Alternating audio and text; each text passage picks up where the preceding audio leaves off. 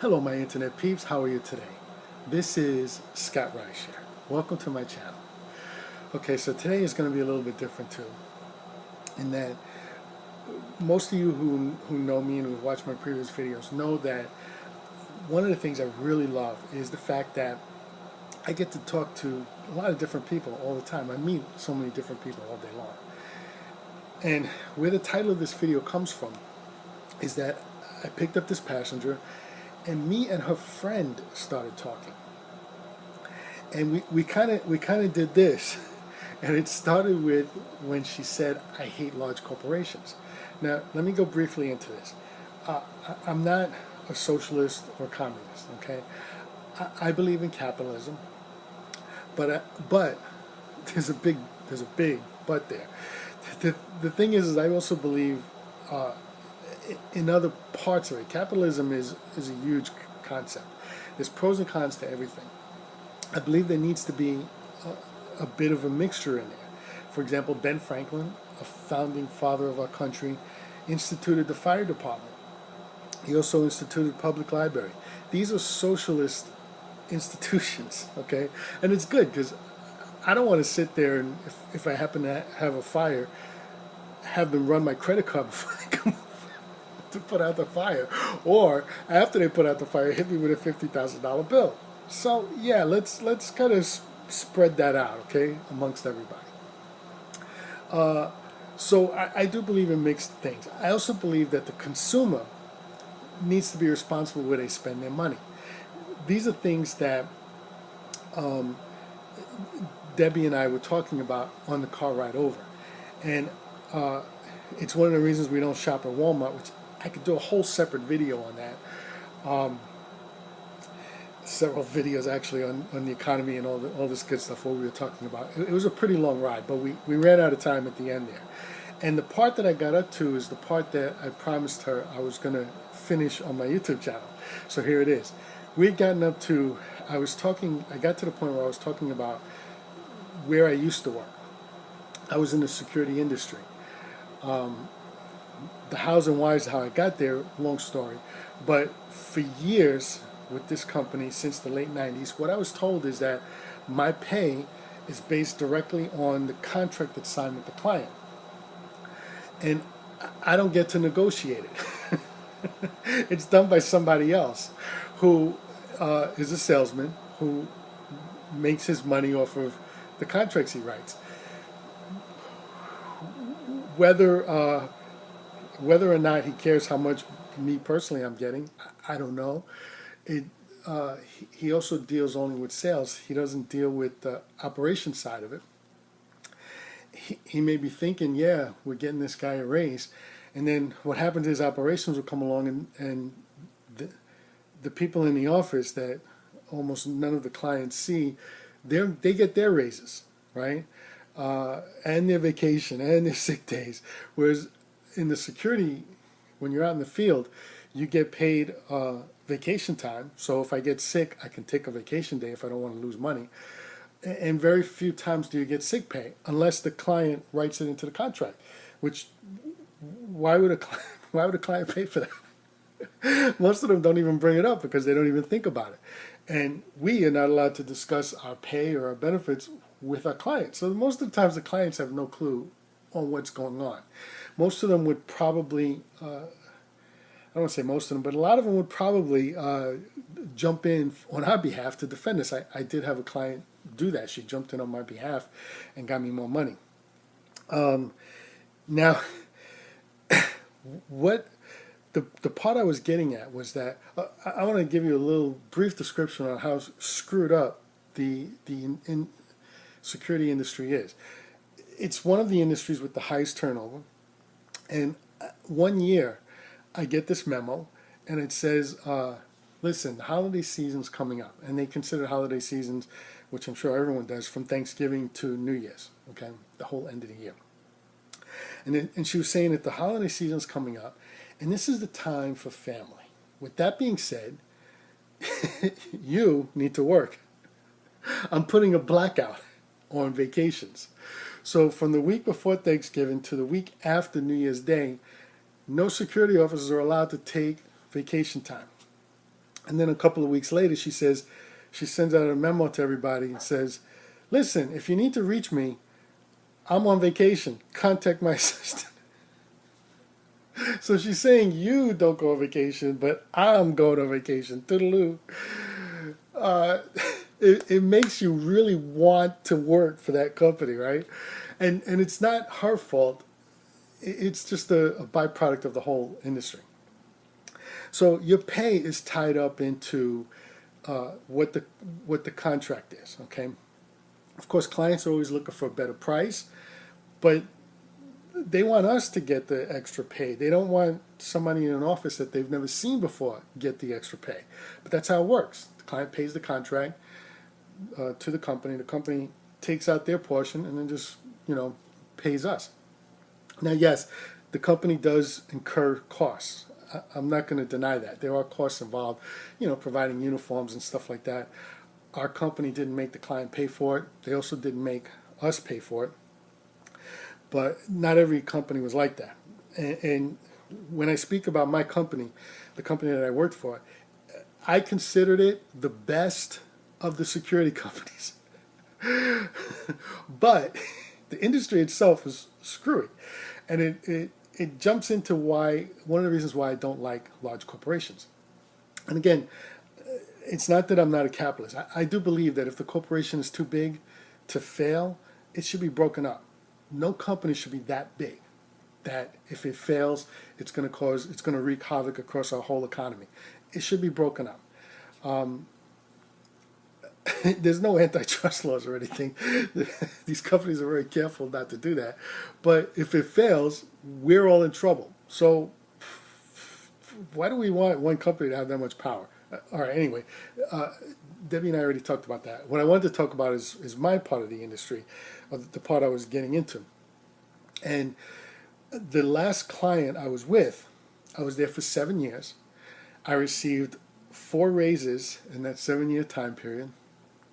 And if you took all the raises and added it up, it did not add up to $1. Now, I know a lot of people can say a lot of things about this, all right? I'm going to accept some of the blame for it because why was I still there? There's a lot involved in it that would take a while to explain. But here's the point I want to get to about large corporations, okay? This company also had like 500 online courses for us officers to take. And they were mostly saying that on your downtime, take a course. And it looked good on your record if you did that. So if one day I didn't shave or something and they came and did an inspection on me, they'll go, all right, look, most of the times he's good. This one day he didn't shave. Look at how many courses he took online. Let's give him a break. Okay, that was the main reason why I was taking these courses online, is because I wanted to build up my stock, so to speak. So if and when I did make a mistake, people would take all the other stuff into account. This guy's never been late. He never calls in sick. That kind of thing. Add it all up. Plus, look at all the online courses he takes. Now the company used that as a selling tool. They would say, look, our officers are educated. We have all these online courses, and they take them. And listen, these online courses covered a variety of subjects, all right? And the ones I didn't take were the ones that, because I was using the client's computer, I didn't want to go outside the network, so to speak. So I didn't take any courses that required me to go to, say, Homeland Security and sign in, because it wasn't my computer. It was the company's computer. So I didn't do stuff like that, okay? Also, the stuff that involved management, I didn't really get involved in that. But one of the courses that didn't involve management that I took was talking about employee retention and the hidden cost of replacing an officer, a single officer. Now, the figures may be a little old, they may be a little off. We're going mostly on my memory. And it was over $42,000 for each officer that leaves the company. It costs the company $42,000 to replace that officer. Over $42,000 a year. Now, here's the thing, right? I'm going to put all this together for you, okay? I know it sounds like I'm rambling, but hang on. So, hidden costs, for those of you who don't know, every business has hidden costs. And it eats into the profits, and if a company can't recognize these hidden costs, they'll end up going belly up without understanding why. And there was a time in between those years. I joined the security company late 90s, and I was there until a year and a half ago. And there was a 2-year time frame within that all those years that I was delivering coffee to companies. Now, I didn't join that to be a driver. Look, I'm a driver, but I didn't join that to be a driver. I was hoping the company would grow, and I would end up moving up with the company. It was a father-son owned company, and I was hoping to be the third guy in charge. And it didn't work out. I was actually going to make a video. I made a video called Horrible Bosses, and I was talking about one particular boss. I was going to do another video following up called Horrible Bosses 2, talking about the people in this company, the bosses in this company. But the Horrible Bosses video, the views were so low, I said, I'm not going to bother. I mean, if somebody requests it, I'll do it. But anyway, while I was delivering to a client, I had come off the service elevator, and way down the hall, I saw the office manager. And she's got a bunch of soda with her that she's going into the office with. And I didn't want to call out to her because I'm kind of a soft talker. I mean, I'm sure I could have called out loud enough, but what would have been the point? She's down the hallway, she would have waved, she would have gone into the door. I just figured I'd say hi when I got in there. So I get in there and I put the coffee away and I'm cleaning the machine, and she comes into the kitchen. And she's hi, how are you, blah, blah, the whole rigmarole. I go, oh, so I noticed that you just brought back a bunch of soda. And she goes, yeah. And I said, we sell soda too. And she was like, yeah, I know, but the prices for your soda. I go, yeah, I get it. It's cheaper in the supermarket. As a line item, it's just that much cheaper. I said, unless, of course, you don't count the hidden costs. And she goes, hidden costs? So most people don't take into account hidden costs. And let me explain the hidden costs in that particular scenario, okay? The hidden cost in that scenario is that she's out of the office for however long it takes. Let's assume it's an hour, 20 minutes to get to the supermarket, 10 minutes to grab the soda, pay for it, get it into a car, and then 20 minutes back. Let's just assume it's an hour, okay? And if not, close to an hour. So she's out of the office for an hour. Her company is paying her. She's a salaried employee because she has people under her, but her value is a certain amount per hour, even if she's not being paid hourly. She's there a certain amount of hours per day, in which case she's getting paid a certain amount per hour, even though she's salaried. Do you follow what I'm saying? You may not agree with my logic on this, but I've worked salary, I've worked hourly, so I believe that there's an hourly value to a salaried employee. In either case, she's out of the office for whatever it is. I don't know. But whatever she's paid for that hour is not being added to the soda that she just went and bought, right? You can't see that the company's paying her for it. Also, what happens is her productivity while she's gone for that soda drops. And that's something you can't really see. It doesn't show up on the line item what her productivity is. It's just that whatever it is she needed to get done, she couldn't get done. Does that make sense what I'm saying? Okay. I hope it is, because it does make sense. In either case, I explained that to her. And then she's kind of quiet, and she's like, yeah. And then I said, well, I understand, though. If you want to get out of the office, the craziness that's going on around here. And she's like, yeah. And I go, it makes perfect sense to me, However, if you don't want to go out there into that oppressing heat and you just want to have the soda delivered to you, just keep in mind that we deliver soda. And she's like, yeah, thank you. Bye-bye. Have a great day. And then at that point I left. Every time I went to that client after that, I had an order of soda. I don't know whether it was the heat part or whether she was concerned with hidden costs. As an office manager, I assume she is. But that's kind of what I mean by hidden costs. So when you're talking about the security industry, which has a high turnover, you're talking about recruiters, HR, trainers, the fact that you have to fill the seat with most likely somebody who's working overtime. All that they factored in, and they came up with the fact that it costs over $42,000 a year. Now, let's look at this for a second, okay? I've been at that last client with the company for 7 years, right? Which means if I'd been there a year and I left, it would have cost the company $42,000 that wasn't going to show up on their profit and loss statement. But because I didn't leave and I was there for 2 years, I saved the company $42,000. That doesn't show up on the profit and loss statement. You follow me so far? After 7 years, it comes up to over $300,000 that the company saved by me being where I'm at. If I had left, they would have spent the money without realizing they spent it. So there's value in having officers stay at a post longer than a year. Just think about it, right? Yes? But they could not give me a quarter raise per year in that time. Now listen, I did some quick calculations. I'm no mathematician, but I figured out in that 7-year time, they would have paid me about $23,000 for the quarter raises.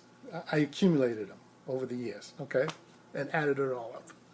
Now my math might be off, but I don't think over $300,000 adds up is anywhere near close to $23,000. But this is the BS that companies feed people. And if you're not a whack job like me, you're just going to sit there and go, oh yeah, it's what the client pays. Yes, I get it. And just move on. Those people who I'm going to say there's some people that just don't have the intelligence to put it together. I'm going to say that frankly straight up.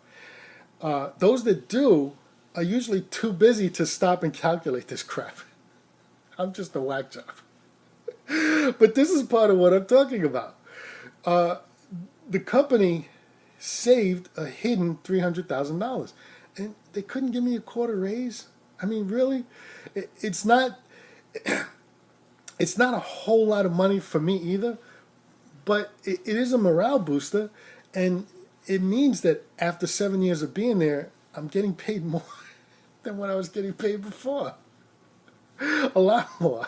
I mean, not a lot more. It's not like I'm going to be able to buy a Ferrari, but you understand what I'm saying, right? The cost of things are going up. So I could have at least almost kept up. But anyway, that's part of what I was talking about. That's kind of where I was going with Debbie when we had that conversation about large corporations. Now, tell me what you think down below. I know many people will have many opinions on this, but if you want me to do separate videos about some of the other stuff I talked about, let me know. I'll do it. I may not do it right away, but I'll do it. Just subscribe, like the video, subscribe, share. I'll do the video if you ask for it. It may take a while before I do it, but anyway, there's also links down below. If you want to ride part-time, work for yourself, not have to worry about somebody else negotiating for you.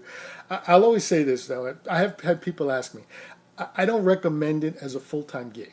Okay, I'm doing it full-time, but I don't recommend it as a full-time gig. I recommend it as a part-time gig.